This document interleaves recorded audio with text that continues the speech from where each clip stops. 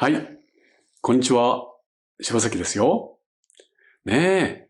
お元気ですか？はい、よかった。柴崎もですね、今日トマトちゃんも元気にやってます。そうだよね。いつもちょっと、ブスッとしてるトマトちゃんですけどね、本当は優しいんですよ。さて、今日はですね、じゃあトマトちゃん、ちょっとオンにしようか。はい。ね、ありがとう。よいしょ。今回のテーマですね。前回、これやったんですけど、とても皆さんたちに今、声援をいただきましたので、えーまたということでね、水彩画基本の木をやってみたいと思います。何でもね、描いてみようと思うとね、水彩の具というね、非常にスペシャルな画材でもあるし、そして、それでいろんな形とかね、を描くわけですから、確かに、簡単にいかない部分もあるんですね。そこをできるだけ、柴崎なりに解きほぐしてですね、まだ、ちょっと初心者かなと思っているあなたにも、それから、もうだいぶ絵を描いてきても、ここはどう考えていいのかなと思っているあなたにもね、お見せできたらいいなと思ってます。ということで、今回の水彩画基本の木は、針葉樹を描いてみたいと思います。ね。風景描こうと思うともうどこでも木がありますもんね。はい。その木をどう見るのか、どう考えて表現したらいいのかという基本の木ですね。まさに木ですけども、今日は針葉樹です。さあ、それじゃやってみましょうね。針葉樹ですよ。こんな形してますね。そして真ん中に幹です。こんな形で真ん中に幹。はい。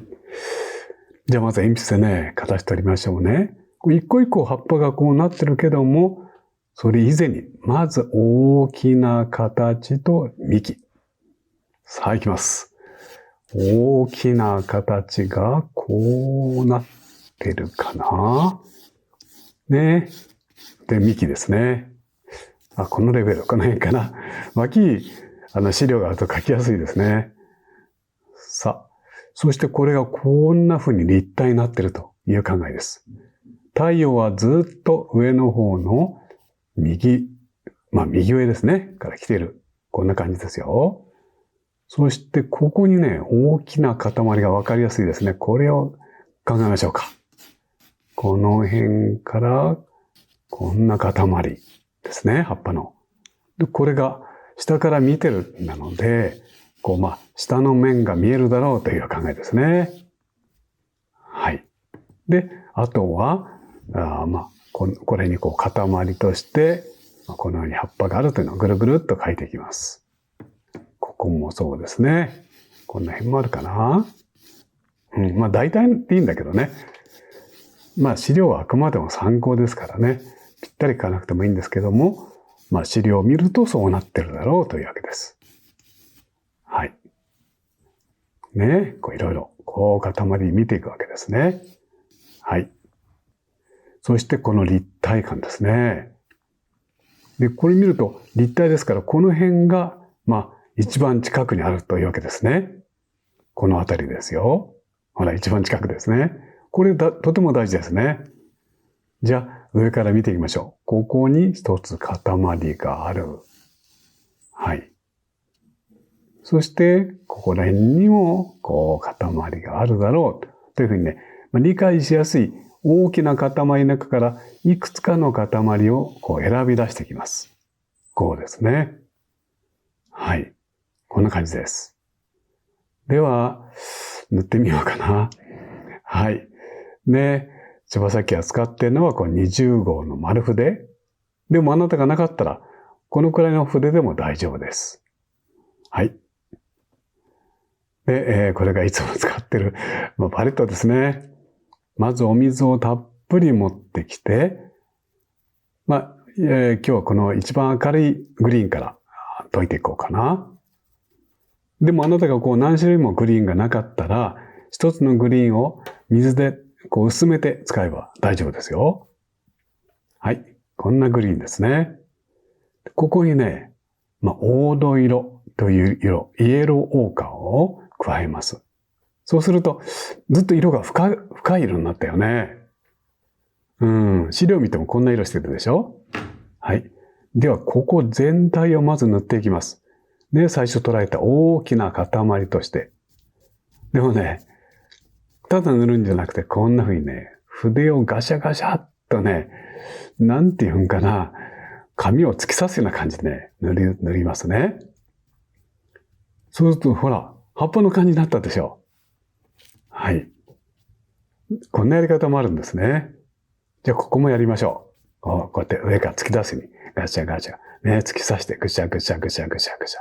ガシャ。下からこうちょっと上跳ね上げるようにしてもいいですね。そうすると針葉樹独特の、トゲトゲした葉っぱの質感が出ます。ね、今見ました？柴崎、筆を割っていたでしょ？はい。筆をバラバラにしてるんですね。そうするとこんなね、トゲトゲがうまく描けます。はい。針葉樹の、雰囲気を出そうというわけですね。さあ、どんどん塗っちゃいましょうね。では、ここにこんな風になってるんだけども、ここにもこうなってるけど、みんなほら、下側に日陰になってますよね。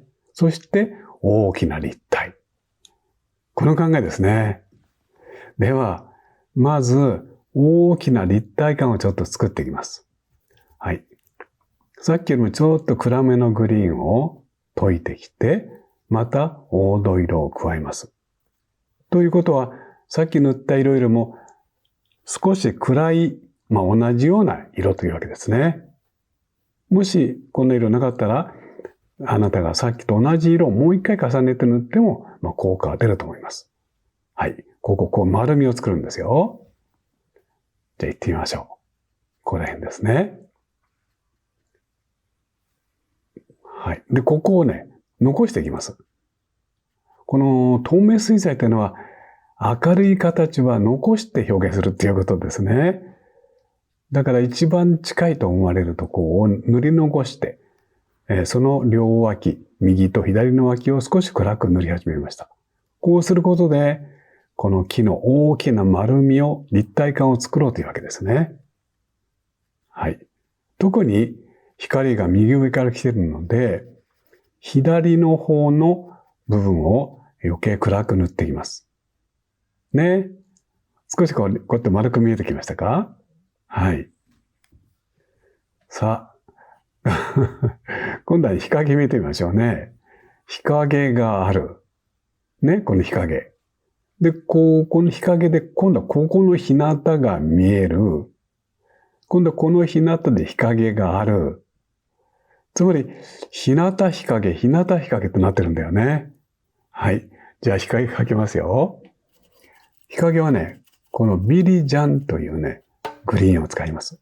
なぜかというと、ビリジャンはさっきの色よりも暗いですよね。このプルシャンブルーをもっと混ぜるともっと暗くなります。そして冷たい緑になりますね。これが大事ですよ。で、さらにね、色を深くするためにちょっとこのバーントアンバーという茶色を混ぜます。ほら、なんか日陰っぽくなったでしょ？はい。で、それでね、また筆をこうバラバラにしてから、いきますよ。ね、ここに日向があって、その下が日陰ですよね。はい。こんな感じでね、ほら、日陰ですよ。日向、日陰。ね。で、次もまた日向ですね。だからそこを残さなきゃいけないわけです。こう今日陰を塗って、ここの日向を残す。ここが大事だよね。はい。なんか日向っていうのは日陰があるからわかるってわけですね。はい。じゃあ一番上の部分の日陰を描いて、で、それで今度は2番目の日向の形ができて、この2番目の形の日陰を塗ってます。ややこしいでしょ？はい。もう同じ考えですね。はい。で、ここは日陰がたっぷりあります。ね、さっき言った、この大きな形の底ですからね。日陰の部分もたっぷりと幅広くです。で、もう少し暗い色をね、さらに足すと、もっと立体感強まりますね。さっきの色、ちょっと濃くした色ですよ。どうでしょう。ねえ。さあ、同じようにこっちも日陰がありますので、塗っていきましょうね。まあ、これは本物の木を見ないとね、本当に日向日陰がどうなってるかって、なかなか頭で考えたんでは分かりにくいですよね。だからそういう意味でも、今回資料を脇に置きながらお話ししていますけども、あなたもぜひね、木があったら写真を撮ってきてね、あるいは現場でその木をじっくり見て、本物はどうなってるんだろうってね、観察することをお勧めします。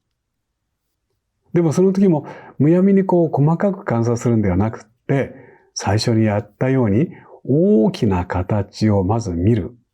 そしてそれにどの方向から光が当たってるかを見て描くっていう考えですね。はい。そうするとおのずから細かいものも分かってきます。さあ、ねえ、これほら、ずっと日陰、さらにね、向こうの方、葉っぱが向こうの方にまだあるんだよね。その向こうの方の葉っぱをね、ほら、これなんかも意識して描くことが大事です。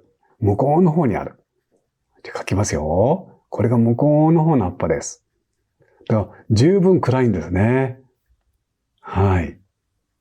だから、こっちに向かってきてる葉っぱを、これを描くためには、向こうの方にある葉っぱも描かなきゃいけないってことなんだよね。そういうね、なんて言うんかな。わかりやすいば円筒形ですね。そういうものを意識して、描くことが大事なんですね。木を描くとき。どうしても葉っぱの形とかね、そればっかり気になりますけども、やっぱりこの大きな空間、立体感ですね。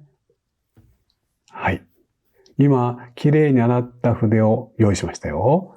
この筆で、今塗ったこの向こうの方の葉っぱですね。そこをね、ちょっと溶かしてます。こうやって。これはどういうことかっていうと、向こうの方だから、手前のものに比べて、あんまり形がよくわからないっていう考えです。だからぼんやりしてるという考えですね。はい。さあ、できてきたので、今度はね、またこっちに向かう葉っぱをもう一回書き込んでみます。今、明るい緑に赤を少し混ぜましたよ。ね、ここら辺ですね。一番こっちに向かう葉っぱの部分ですよ。そこのとこちょっと色を足します。ちょっとです。ほら、色が複雑になったでしょ。そうなんですよ。近くに見えるものは複雑に見えるって考えですね。こっちに。こっちにですよ。遠くのものはぼんやり見える。これをね、わかりやすく書くわけです。はい。さあ、どうかな。じゃあ、幹を描きますよ。こんな色にいいかな。ね、幹、茶色とは限らないんだもんね。まず幹のシルエットを塗ります。こんな感じかな。これ、針葉樹っていうのは分かりやすいんですね。特に杉の木みたいなのが余計分かりやすいけども、真ん中に幹がスッとまっすぐ立ってるんですよね。広葉樹はなかなかこうはいかないんですけど。で、このね、幹はこうやって円筒形ですから丸くなってるという考えなので、日向と反対側、こっち向かって左側が日陰になるという考えです。はい。で、日向の方はね、こうやって引っかいたりすると、ほら、日向だけ書き込む。そうするとね、幹の丸みが出てきます。その幹が、この葉っぱの間を通して、こう見えてるというわけです。こうですね。で、この部分はもう葉っぱで全部日陰になってますので、こんな暗い色ですよ。幹は通りましたね。こうやって。じゃあ、ここの幹にも、葉っぱのためにこうやって影が落ちます。こうです。どうかな？見えてきた？幹を通したら急に針葉樹になったでしょ？じゃあ、この枝も描いておきましょう。枝もみんな細いですね、針葉樹は。はい。幹が太くて枝が急に細いんですよね。こんな特徴もとっても大事だと思います。あ、ね。どうかな。針葉樹になったかしら。でも、いくつか、特徴は見えましたね。はい。じゃあ、あとね、少しずつね、もう全体が分かりましたので、日向と日陰、そして、近くの葉っぱと遠い葉っぱということを意識しながら、少しですね、微調整していきます。ねえ。もう実際に写真よりも、あるいは目の前にある実際の木よりももっと立体的に描けたらいいですね。はい。さあ、どうかな？だいぶこれで仕上がった感じでしょ？ねえ。こうやって引っかいてもいいしね。もう、あと細かいところだからね、もう楽しくできるんですね。はい。出来上がりです。はい。ねえ。出来上がりました。ね、木ってのはよく見れば見るほど複雑な形に見えてくるんですけども、それをどのように考えて、表現するか。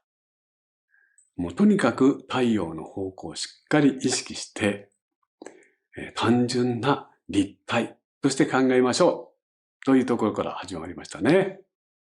立体ですから当然、上と底、それから、手前と奥の方とかですね。そういうことが必要になってきます。はい。今回の針葉樹ね、少しでも、あなたのね、基本として、参考になっていただければ、もう柴崎もこれに勝る喜びはありません。はい。ということで、今日も長い時間ね、最後まで見てくれて本当にありがとう。また次回、この基本の木ね、やってみたいと思ってます。それまでお元気にね、お過ごしください。